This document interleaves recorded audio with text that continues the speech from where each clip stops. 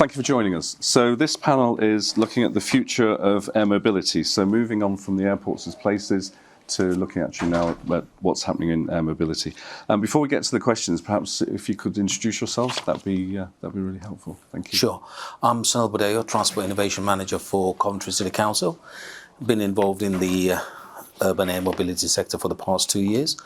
Demonstrated the first vertiport in the centre of Coventry, urban airport, Air One, which was a learning curve for me. My background is primarily in transportation, but roads and rails and traffic control. So a very steep learning curve into air mobility, but a very good one, to say the least. Thank you. Hi, I'm Jenny Ward. I'm the Deputy Director of Future of Aviation at the Department for Transport.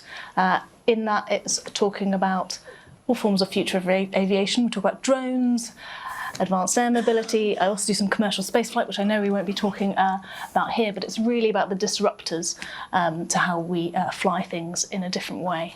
Been covering this for a few years now, been working across government for about a decade, and before that was in environmental consultancy, that type of thing. So putting at the heart of this, making sure these new forms of aviation do deliver to environmental goals as well is quite important to me personally, but also recognise that that's the way that we're going to be moving forward with aviation. And great that air mobility is providing those technological answers to be able to do that. Andrew Macmillan, I'm the Chief Commercial Officer at Vertical Aerospace. We're a firm doing exactly what Jenny's just described. We're based in Bristol. We're building an electric aircraft that takes off like a helicopter and then flies on a wing like a plane. It will have a pilot, 4 passengers, take them about 100 miles in about 20-30 minutes. And we've got about $6 billion worth of pre-orders around the world with the likes of Virgin Atlantic or American Airlines, Bristow, the world's biggest helicopter operator. And we've got a number of big aerospace suppliers lined up to help do that. In fact, our next prototype aircraft is coming together as we speak and should be flying this summer, full-scale prototypes, second one of those we've built. And part of that, we're also working with CPC, amongst others, and UKRI in a scheme to kind of demonstrate this in the UK, in and out of Heathrow, and a couple of these vertiports, these new places where they will fly over the course of this summer, which is the culmination of 2 or 3 years worth of work. So it's definitely something that's quite real, it's happening, and it's happening here in the UK. We are one of the leading places in the world to do it. Thank you. So first question, and it's mine. So the Future Flight Action Plan was officially launched on Monday, and we in the Catapult we collaborated with Department for Transport, Government and Industry in the teams there to help develop it. So what is the UK's ambition, and what actions will need to be fulfilled to achieve this? Plus, what does success look like to you? And I'll start with Jenny.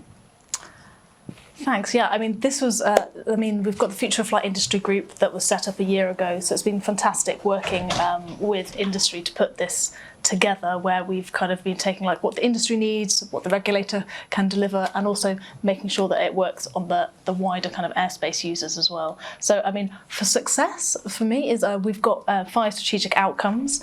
If we look at the air mobility thing, it's as our media articles say, having flying taxis starting in 2026.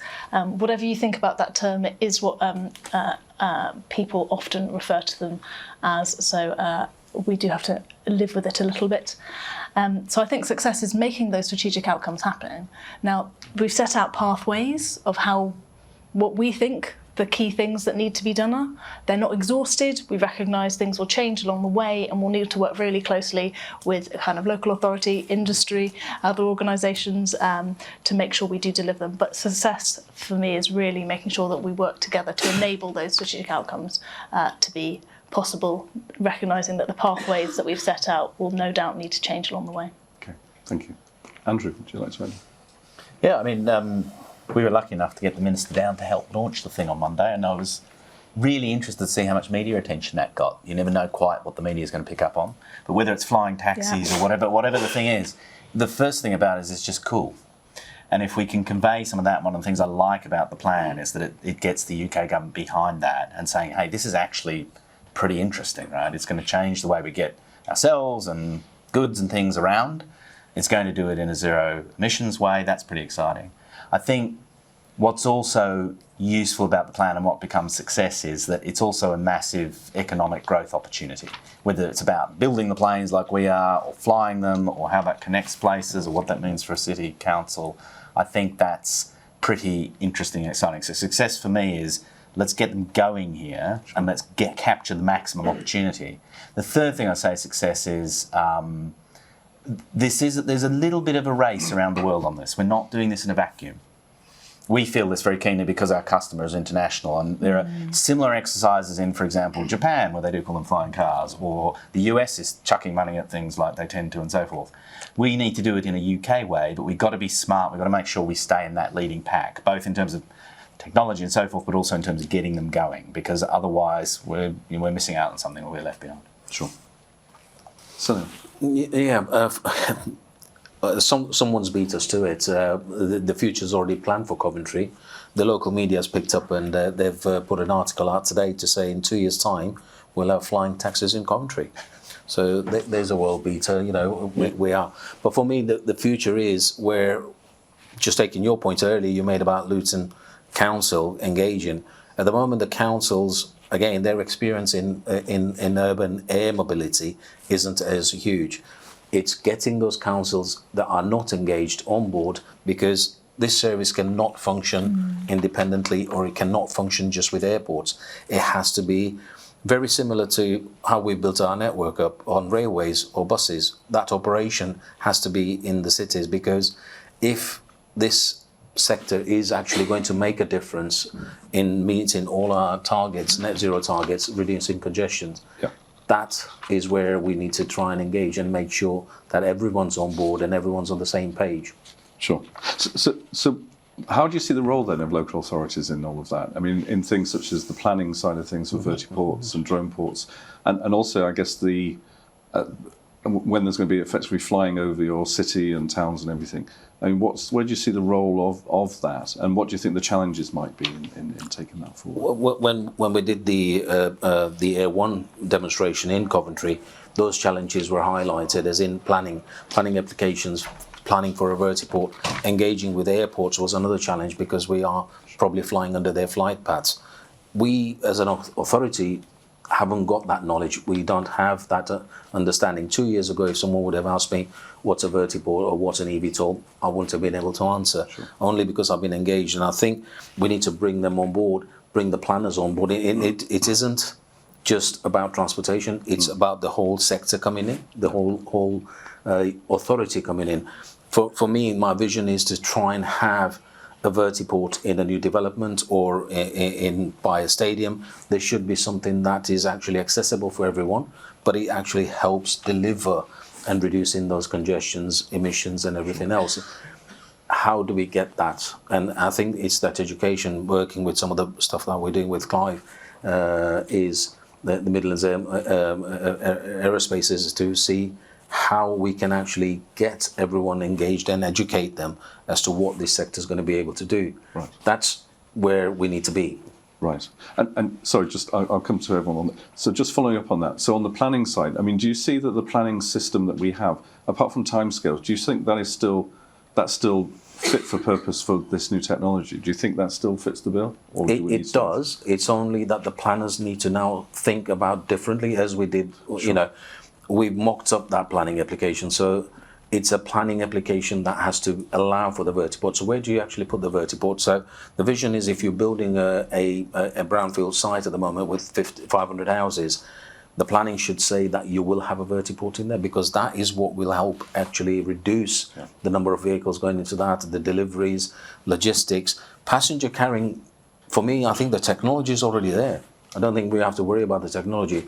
It's the infrastructure and the legislations and the legalities of how we do that. If we start building that infrastructure up to say you can actually have drone delivering goods to a vertiport rather than to your back of the garden, that's one perception that we've got to get rid of. It's not going to be delivered in the back garden. Sure. It's not going to, but if you have an infrastructure, from your parcels being picked up from the railway station, delivering to your estate or delivering to where you need to be, then that becomes a functional, and all of a sudden you've reduced that congestion, you've reduced emissions, Sure. and it meets those targets. Sure, sure. I guess, Jenny, building up on that, so from your perspective in the Department for Transport, how does it work then, or how do you see it working between the local authorities and with central government on how we can actually achieve that and make that work? Well, I think from the first point, it's like, yeah, we've got to make sure that the planning guidance is fit for purpose. We do kind of feel like it is, but there's still probably a few kind of tweaks, and that's Sure. definitely a review we need to do in Right. conjunction and working very much with our colleagues at DLUC for that. But it's really about the education piece. It's having the capacity and the capability. It's demonstrating it, and it's also recognising that there's two things that we would want local authorities to be aware of. Yes, they are going to be the people who have to make some of the planning decisions and be working with their communities, but also there's great benefits of using these different kind of technologies for local authorities to save taxpayers' money.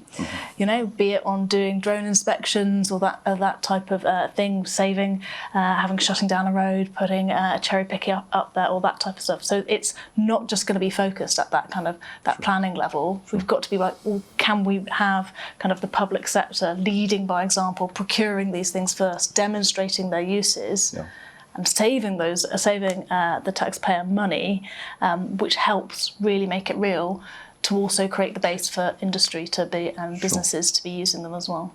Great. And Andrew, from your perspective, so as an OEM, so developing and designing and building aircraft, for them as they get into service, and there'll be, I mean, the idea of with drone ports, with vertiports, is that aviation is going to be closer to people than ever before. I mean, we're effectively bringing aviation to the people. It's not an airport which is 20 miles away from the centre of town. So what do you think are the opportunities, but also the challenges of being able to do that? Again, perhaps taking into account working with the local authorities and with government as well, but also the engagement with the public. Yeah, it's a really good question. It was one of the things you would make me think, Sunil, is so we don't want to fly the planes, but we work very closely with customers who will in lots of parts of the world. And one of the things we've done is actually take a pile of mobile phone data and you figure out where people might want to get to and from, you figure out a route network. And what comes out for me in that is just the potential for changing economies and places and towns. It's a little bit like Nick was talking before in terms of that, the way that works. That's both very exciting, but I think it therefore makes it more than just planning permission for a vertiport.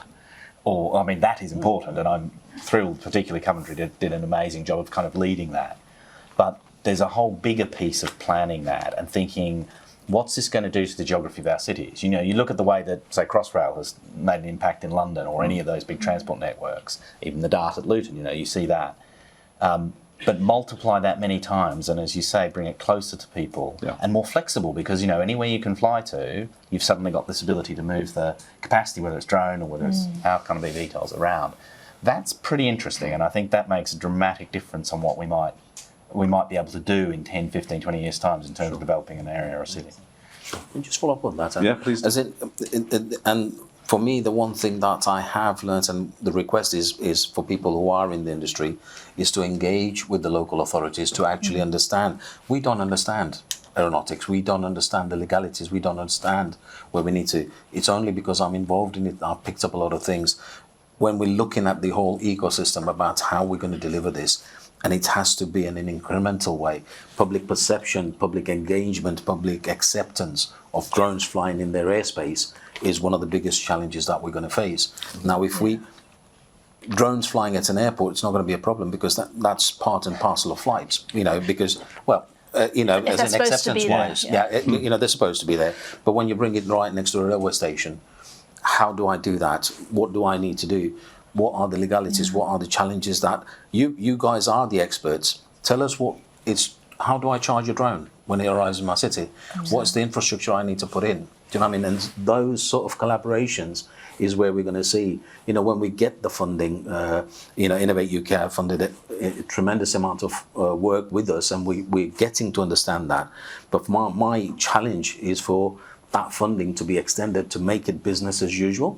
So when we do get that funding, part of it should be that whatever development you've done so far as part of this funding, 1 year on, you will have that funding attached to that project to make sure that you develop that further. So that way, the acceptance and that development, that innovation's got some legs. So I mean, I would build on that. I think that's a great point, that it is an ecosystem, and no one has all of the pieces of the puzzle. No. And so collaborating across all of them, I see Duncan in the back there thinking of vertiports. We don't know all the planning aspects of vertiports. We never will as a plane builder. Yeah. And the Skyports guys will have part of that, and you'll have part of it. It is putting those pieces together. But the other bit that you're absolutely right to emphasise is the importance of safety and indeed noise. Yeah. Because if we get to a place where a drone gets in the wrong place or something like that and it causes a problem, that will hold the whole thing back for ages. So it's how you make it safe, but also show people it's safe as you go, I think is really important. And it's that safety aspect of it. We learned a very, very tough lesson by just introducing e-scooters in Coventry. We said at that time to the company that were bringing it in to say, look, don't go all out and introduce 200 e-scooters at one point. Oh, no, we've done this in Europe and we're good. 2 days later, we had to shut it down. 2 years later, we're still not being able to introduce e-scooters back in, because that's what the challenges are. You get one thing wrong and you're taken a step back, so much so that you can never recover from it. Yeah. And that's where I think people want to expedite the introduction. For me, I think I'd sooner take a cautious step so we don't fall back. Yeah, it's that public engagement, isn't it? Really? Absolutely. And you have to take the public on that. I hate the journey word, but on a journey, so they come along, they understand what the technology is, the benefits, and why they should be using it. Absolutely. And it's the pragmatism not to overcomplicate and try and solve 2040's problems now, but just step by step. I love your Skeeter example of a few at a time, make that work, then go from there. Absolutely. I think that's part of the trick to making this happen. Sure. I guess it always comes back there, and the question is going to be about funding, because obviously everyone's going to expect that Jenny's going to be funding it, but is it a central government responsibility to be, particularly around the infrastructure side of things, to invest in that, or is it a mix of a collaboration with industry, investors, and with government as well? Personally, I think it's a mix, purely because we can't expect central government to fund everything, but if we know what needs to be implemented, we can put those in planning conditions, like the 106, 107 agreements, 278 agreements, where you have to have services there, utilities have to be there, you have to provide a bus infrastructure or a bus stop within. That can be part of that planning application to say you will allow for a vertiport to be built in this new estate. So going into the future, that doesn't cost anymore because that's part of the planning. So it becomes, but what is it that we need? Yeah. Do you know what I mean? And other authorities have to be on board with this. So that way we can then have an infrastructure built already planned in. Yeah. Where once that is implemented in a new estate or a new development, then introducing it into an existing isn't going to be that hard, because the challenges are what's the acceptance? Yeah. Are we ready for drones to fly? They're flying now. The police and the emergency service is using it now. So why are they being accepted? Yeah. How can we build on that? Jenny, would you like to say? Yeah, and I think the things of what the next step are is look, as we've all talked about, technology is not the main blocker here. It's about let's use it, let's demonstrate it, and it means that the way that government probably looks to support that is different. It's probably not big kind of like grant funds and the Future Flight Challenge, which Gary I think has got a session on later to talk about those things. It's like what are the small things that really move us from R&D innovation to commercialisation, and that's something that we really need to work about, and that's what we're trying to do with the action plan of like let's set that direction by putting those dates out there. That gives something for people to go out to their investors and say, look, this is really a place where we want to be doing these things. And it's like, let's work through that. What's the capability and capacity building that we need to kind of like support, be it local authorities or other parts of kind of government or public sector to use these things. Sure. And then it's like, well, what's the gap left? And I think a lot of the bits is how can government support that community engagement by getting the regulation right, people feeling confident about the safety and those sorts of aspects. We think that's actually a very important role as well, where we can see those going forward. But yeah, we need to move on, be talking about this isn't innovation and R&D anymore. It's all about commercialising, industrialising it, and really making it happen. And that does mean, you know, lots more talking to industry, say, look, what are the bits, what are the blockers? Sure. The softer side of things is likely to be the types of things that we'd be looking to do. But as you know, it's, you know, we've got another spending review, all those types of things that we will have to go through and work out what that right pitch is. But we very much do want to make these same things become a reality, but we can only do that through working together and being really honest with each other of what the bits are we need. Yeah. Andrew, do you want to add anything? Well, I think it's been well covered, and I do think funding, it is a mix. I wouldn't underestimate the potential for private investment. If I was, gut instinct tells me this is 90% private and 10% with some enabling, because I think they're really solid business cases, whether it's the drone side or indeed the space side or the eVTOL side. And I think, you know, I look at, for just to take a little example, you see the kind of thing that's being discussed in Aerospace now, when that's has come out with a suggestion for a way that future flight can be funded. I think that's quite a positive direction, and I think we should have that expectation. At the same time, I would say government at all levels, local and national, shouldn't underestimate the importance of the levers it has, which are not about spending.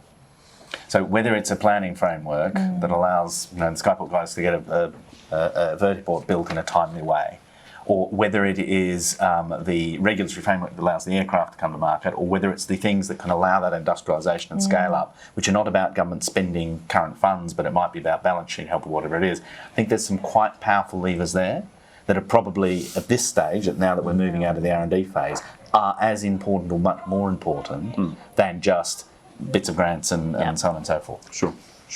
Just one final point on that. Please do. Sorry, I was going to say the Department of Transport play a key role on this, because we have Department of Transport looks after roads, and then we have Department of Transport looks after the air.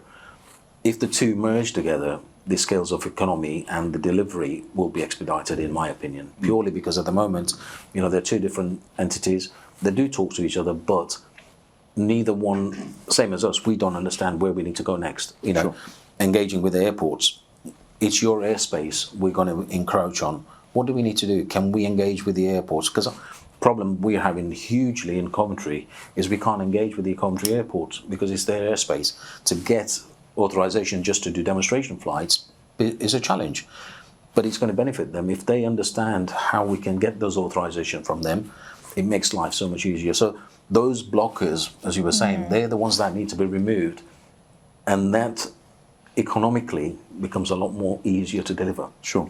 I guess it's moving away from the silos, isn't it? Because the way we were describing it is we've got airspace, we've got the technology, we've got the infrastructure, and then we've got policy and regulation, which I suppose covers across all of those. Although some of that sometimes can be quite siloed, but it's having that, you know, having that more collaborative approach, and which I guess really the digitisation of aviation, which we're encountering now, is a way of starting to achieve that. Because obviously we're going to have on the infrastructure side in particular, you know, more energy to be able to support this, particularly on the green energy side of things, but also looking at the physical and also the digital connectivity as well, right across aviation, which this future aviation is actually going to, I think, accelerate.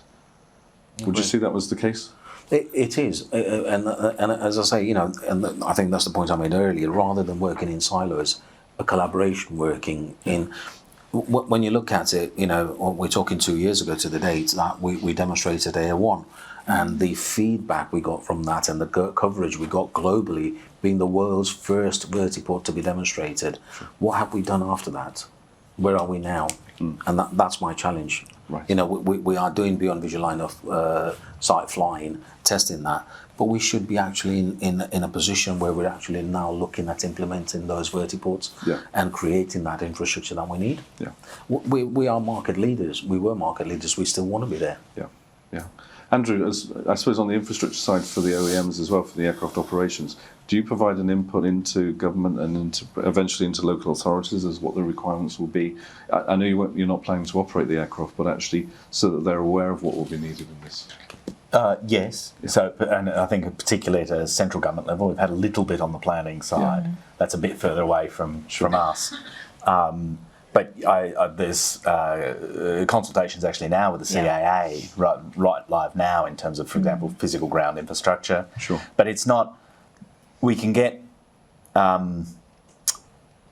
very focused on the vertiport. I saw the Air one, it was brilliant. And the fact that it was physical was brilliant because it allowed you to give something to engage in and people could respond very directly. I remember walking around it with people and the feedback is immediate. But we shouldn't forget the other bits as well. So, the invisible infrastructure of the airspace, absolutely the power supply, and also, again, how all of that's going to connect in, I think is as important. But yes, we do comment on a number of those consultations and have those conversations. We actually do it internationally now too. So I was doing one for the FAA last week as well. Right. And there is an element of coordination at the international level that goes on with some of this too. Sure. But on the same points, who are the experts at the moment? Luton Airport are operating. City Council don't want to be the operators. No. They don't want to rent out any spaces or don't want to rent any aircraft. You have the knowledge, you have the experience. So all we're doing is actually giving you the space to build an airport in the city centre. You operate it, you do. It's the same principle, same method. That's where we've got to be. Yeah. Do you know what I mean? Because you're the experts in the operations. We will probably make it the same as the roads, congested forever. So, collaboration working will be the answer. Yeah. And learning from already things that have been implemented. Sure. Jenny, did you have anything to add to that at all? No, I think we're all vehemently agreeing, which is lovely. I ought to find a question where you don't. So I'll move to Slido. So if there's any question, that was just quite smooth, wasn't it? So we've got 3 questions so far on Slido. So we'll just we'll go through those. So I guess really it's following on from what you've just said, Andrew. So worldwide. Can you make a guess, or an educated guess, I guess, on which countries do you think will lead in terms of flights, particularly piloted flights, progressing to restricted public use and lastly to massive advanced air mobility? If you go on our website, you can see the flying we did in the Cotswolds last summer with our full-scale prototype that's hovering about and so on and so forth. And I think at the moment, there are probably only 3, maybe 4 aircraft that exist in the world that have done that. So the good news is the UK, I think, is well set, not just in terms of that technology, but I look at the ecosystem, to your point, Sunil, of councils or infrastructure providers or innovators and so forth, and I think the same is true in some of the drone space. And I say we're well set up with that. Yeah. And I'd also say we have great demand and use cases here. Because when you actually look at the practicalities of flying, you want the right kind of weather. And funnily enough, despite us all moaning about it, the UK is pretty good for that. And you want, a fair number of rich people who have a need to move stuff for themselves around and in the right kind of spaces and urban areas. This is not going to start in Western Australia or something like that. So the UK, I think, is well placed. Where else? Bits of the US, absolutely. They are well ahead, huge technology stuff. They're throwing money at this. There's a lot of interest in. You go to Washington, there's a lot of interest in it, and they're again fantastic use cases in a number of places. I would predict in the US it'll probably be more in the kind of emergent, certainly passenger flying will probably be sooner in the south, in the Sun Belt, than it will be elsewhere. There are bits of Northeast Asia that are very focused on this. You go to Japan or Korea. I mean, we will be flying at the World Expo in Osaka next year. And they are 100% behind this. I mean, there's a huge push in government in places like that. Also Singapore. And then a few bits of Europe look quite good for this too. Bits of Germany, France, Italy, those kind of places. Sure. Those would be the places I'd probably pick to be the first to get it going. Who manages to scale up the fastest, I think, is one of the things that is the challenge for all of us. And that will come partly down to not only people like the 3 of us up here, but a number of the other people in the room in that ecosystem. Can the UK almost get out of its own way fast enough to let that scale and to figure out how to do it? Sure. Thank you. So how do we actually achieve that commercial scale in the UK for advanced air mobility? What do we actually need to unlock to achieve this? I mean, we've mentioned that the technology is there. So what else do we actually need to do to achieve this? On the City Council side, if we're going to start commercialising, we start at levels where we're currently actually using, like I said, the emergency services are using it. Can we use the drones, which will actually allow for the drones to fly, to do inspections, bridge inspections? As you mentioned, you know, do I have to close the road or do I have to put some scaffolding? We can use that technology. So the acceptance of drones flying in these urban spaces or urban areas becomes a lot more acceptable. Sure. So the commercial side of it is, city councils are running out of money. Can we save the money? That becomes a commercial aspect to it, to say, well, actually, I'll be able to save you that money by doing this inspection for you, roof inspections, and any sort of inspections, highways inspections, footways inspections. That allows those drones to be flown. We are beyond visual line of sight and actually saves us a lot of money. That then can be commercialized, and that then can actually lead on to logistics. It can lead on to passenger carrying drones. So it's an incremental approach, and that will then give it that commercial aspect that it needs. Sure. Jenny? And I think I think one of the things that we need to do, that I think we have set out that we will do, but we haven't quite done it yet, is be very clear about what the rules are, set the pathway out. We've set out what our aspirations are and what some of the steps are, but what I think to make it commercial, we need to be much clearer about the steps, make it easier to apply for things, digitise, do pre-risk assessments, types of thing. That applies a little bit more to drones. There's more certification on the AAM style. We've got to work through these bits. We've got to set the rules on how you use a kind of either an existing aerodrome or a bespoke aerodrome. Yet we're progressing these, we're consulting them, but we've got to kind of like get to the point of setting those rules to provide that certainty, to be very clear. If you want to do this in the UK, this is what you need to do. Sure. That's one of the things that I think we really need to do at scale. And then there's obviously doing it. Yes. Doing it makes such a difference, and getting it right when we do it, so we don't have any issues. So that's really one of the main things we need to do. We're not going to kind of wake up tomorrow and there's going to be 1,000 kind of like eVTOLs flying around. It's going to be the first one, the first route. You know, people living there going, oh, actually that's fine. Actually, I don't really notice it. It's quiet or whatever. Actually, I use this because actually it's the same as cost as blah blah blah or type of thing. It's got to be that type of thing. So setting the rules so everyone knows what you need to do and demonstrating it in reality are going to be one of the two kind of like key steps to make commercialisation real. Great. I do strongly agree with your point, Jenny. I think it's very easy to say the technology is here, but we shouldn't underestimate the importance of actually then getting it certified or permitted or allowed to fly beyond visual line of sight. And just there's a piece of that is clarity of rules. There's also a piece of that, as you've referred to, which is just administrative efficiency and getting it done quickly.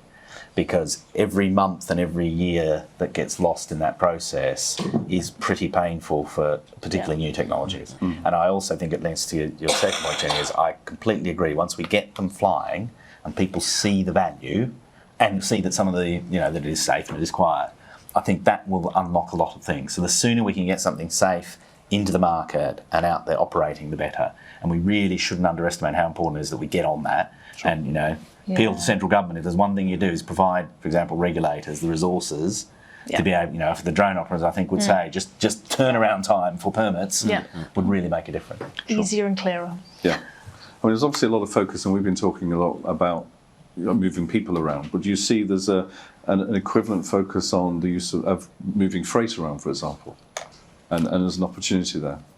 At the moment, the focus isn't there, and I think we need to bring it back to, because moving freight allows us, for example, when you're building the craft that you're building carrying passengers, if you remove the seats, that aircraft is still able to carry the logistics that need to be transferred from Luton Airport to the city centre. Well, actually, that's taken an Arctic out of the road. It's taken 5, 6, 7, 8 Amazon vehicles off the road. That's allowed us to actually meet our net zero targets, but reduce congestion. So that ecosystem, in that sense, that are we able to prove that? But quite rightly, you said the process of getting the authorization of taking that flight off and delivering it into the centre, it's a cumbersome process at the moment. That needs to be simplified. It needs to be much more accessible, and it is literally should be milliseconds to say, well, I've got a flight to take off. there you go, I'll put that flight in, no conflicts coming on, you can take off, or there's a time you can take off. So that process, once you've got those aircrafts flying, then carrying passengers, I think, will just come naturally.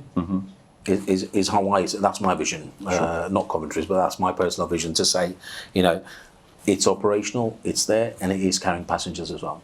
Great. Jenny, would you have anything to add to that? Yeah, I mean, at the moment, we quite often think about drones carrying small things and eVTOLs carrying people, but that's just probably the first uses.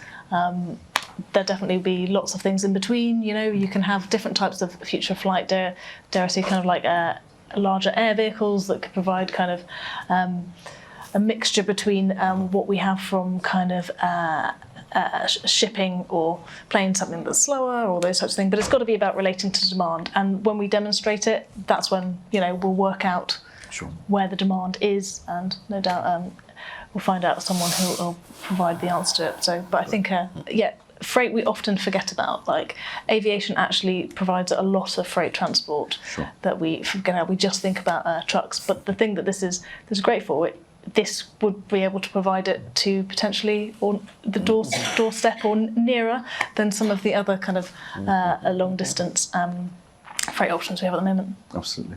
And Andrew? It is, I mean, freight is absolutely, and it's interesting that if you actually look at the first commercial applications of, say, electric flying, they are freight. I mean, things like the NHS contracts in the Highlands and Islands and so forth, and I know there were similar trials going on there in the Midlands, are some of the very first things that are turning into commercial business. And of course, one of the nice things about freight is it doesn't complain, and it matters a bit less if it crashes. So you can drop it as well. You can do that. Sometimes you can drop it. Depends what it is. But it's absolutely, that is a very interesting pathfinder, if that's the word. It's a key part of the mix. Sure. And I think it's also that the point that says, once we get these flying and the technology starts to move and there starts to be multiple commercial cases, this is going to evolve in ways that's quite hard to predict now. And you know, we could spend another 3 hours talking about the various paths that might go. Yeah. We can trust the market's going to lead us there, I think.